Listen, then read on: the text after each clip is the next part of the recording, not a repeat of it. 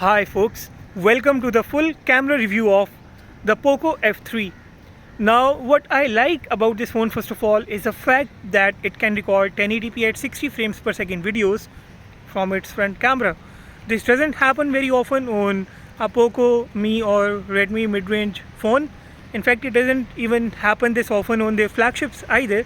So this is one of the very unique features to have its way towards these new POCO and the Mi 11 Lite. In fact, that phone can record 1080p at 60 frames per second from the front camera as well.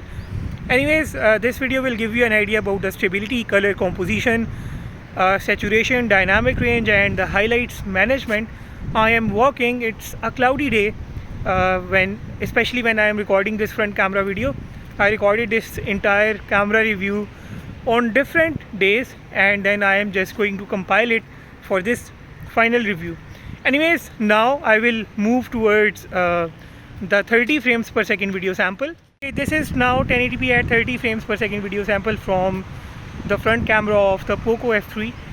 This video will be a little more stable as compared to the previous clip because it's a 30 frames per second clip, and by the way, you are also getting an idea about the voice recording quality of this phone. Make sure you drop your own analysis and comments about the video quality of this phone down in the comment section. Now I will take you through the camera application and the camera hardware of this phone, and then we'll finally take a look at the images shot from the front and rear camera of this phone. Let's go ahead. This phone has the main 48 megapixel Sony IMX582 sensor, an 8 megapixels ultra wide and a macro sensor is there. All the details are on your screen. It's using the Spectra 480 image processing chip. Okay, as you all know that this is not just the camera review, this also serves as your camera guide for the POCO F3. So first of all, when you launch the camera application on your phone, it welcomes you with the photo mode, and right here you have the ultra wide mode. At the top you have the HDR, AI filters, the Google Lens and some other options, and right here you have the frame options of this phone, and then you have the timer, macro camera and some other modes right here. So to capture the high-res 48 megapixels images on your POCO F3, you will either go to the more section and find that mode here, or you just have to move the 48 megapixels mode from these options to the tray using the edit button right here. Anyways, this phone can capture videos in up to 4K at 30 frames per second, and 1080p at 60 fps mode is there too. And for the front camera, it can record the videos in 1080p at 60 frames per second or 1080p at 30 frames per second. It cannot record 4K ultra wide videos, and in the Pro mode we have the Photo Pro mode and the Video Pro mode. And one of the nicest options in the Pro mode is that you have the RAW option for the photos, and you can actually select the lenses and different resolutions for the Video Pro mode of your phone as well. And this phone has a unique Pro mode. It gives you these audio level bars, and it also gives you this histogram to give you a better idea of what's going on the screen of your POCO F3 and how is it recording everything. The night mode also works in the ultra wide mode of this phone, which is once again a good addition, and its night mode works for the front camera as well. I have definitely added a lot of night mode samples in this camera review that you will see in a while. In the more options, we have all these cool features: the document scanner, vlog mode to create a vlog on the go, slow motion which works for the front camera as well, and then we have the dual video, time lapse, long exposure and some other options. Now in the video mode, you cannot switch between the front and the rear cameras while recording a video. However, you can definitely pause a video while recording it and so on. My own ultra wide image, first of all, I like the color composition in this image. Sky is too blue. The only thing I don't like here is the amount of details.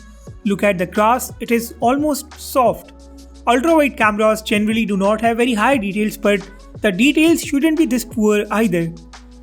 This one is a normal image captured in the 12 megapixels mode of this phone. This image has better details, the colors are natural, shadows are a bit dark and the colors are boosted. Take a look at my shirt's color.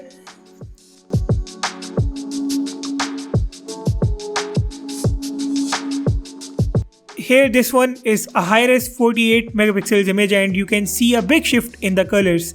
This image lacks that vibrance in colors, and this image is warm and it has a soft touch. This is a portrait image of mine and this one has very nice details. Edge detection is good.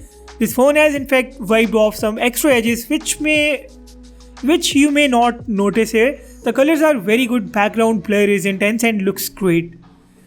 Now here's your look at the ultra wide normal 48 megapixels and portrait images together. The problem with Xiaomi, Redmi and Poco phones is that their color tone across all the camera modes is never the same. As you can see on the screen, all modes have a slightly different color tone. The best result is in the normal 12 megapixels image and the portrait modes image. Adding a number of cameras is useless if they have to be just a gimmick, and also that huge 48 megapixel sensor is just a gimmick. It's in fact the biggest gimmick on this phone as it has no practical advantage, but I think this has just become a trend as we see the same big sensors on almost every new mid-range smartphone. Moving on, now I am going to show you a series of high-res, normal and ultra-wide images. In all of these images, check out the dynamic range in the normal images. It's good and it's very poor in the high-res mode. The details are supposed to be better in the high-res mode, but normal mode images are more sharp as compared to the high-res images. The shadows in the high-res mode appear darker.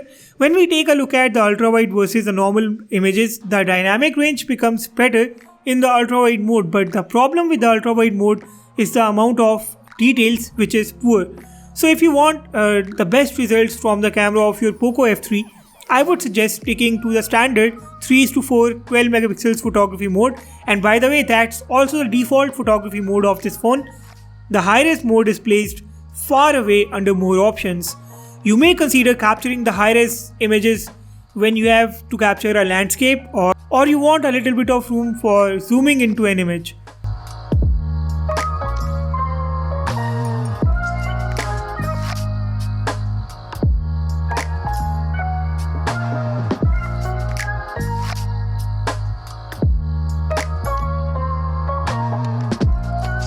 The ultra-wide camera of this phone does a good job. I just don't like the color tone inconsistency, and this is an issue with all the Xiaomi, Poco and Redmi phones. As I said, this isn't something specific to this particular phone only.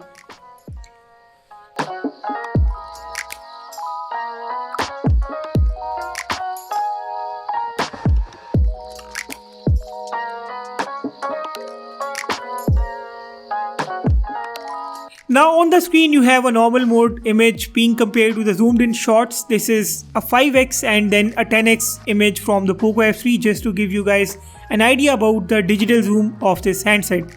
And lastly, this is an indoor ultra wide versus normal image, and once again both modes have changed the colors of my sofa.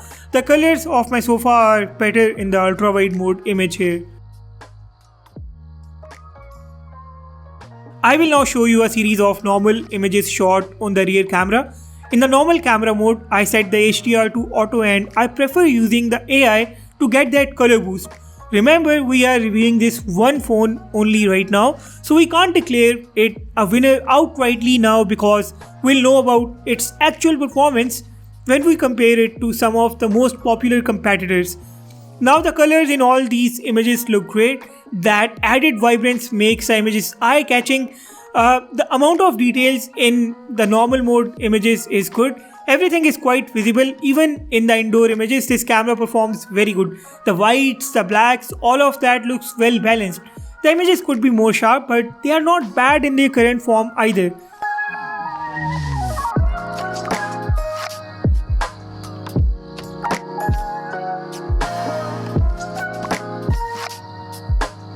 Edge detection is also quite nice, and the depth effect in some of the images enhances the overall look of the images.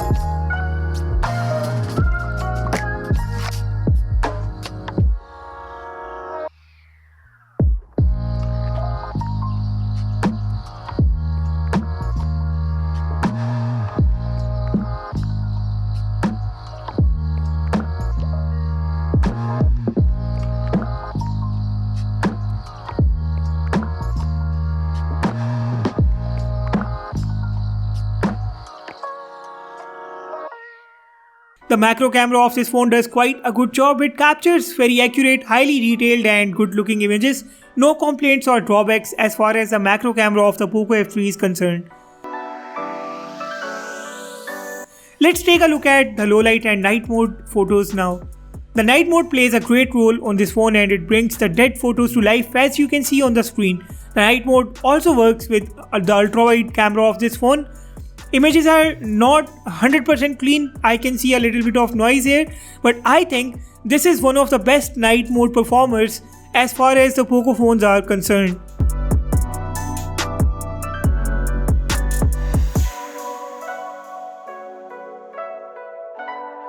The selfies are not extraordinary. Selfies are actually the same as other Poco, Xiaomi and Redmi phones. Soft overall look for the selfies, good edge detection, great details in the portrait mode selfies. Saturation could be a bit high in the selfies, that's the only thing that I miss here, but otherwise the selfies look very good. And with this we will now move to the rear camera videos. First of all, this is a 4K at 30 frames per second video clip. This phone cannot record 4K ultra wide videos. In the 4K mode the EIS works and you can see this footage is quite stable. The details in this video are not up to the mark.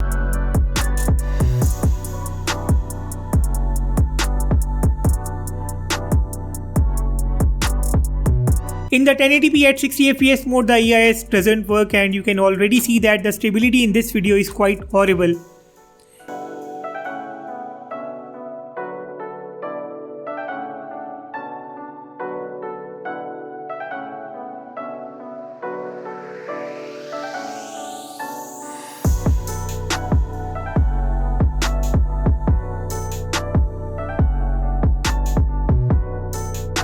And this one is a 1080p at 30 frames per second ultra wide video. Stability is good once again. This once again is the electronic image stabilization. You can see that the details are on the loose once again and you guys be the judge for the colors and other aspects.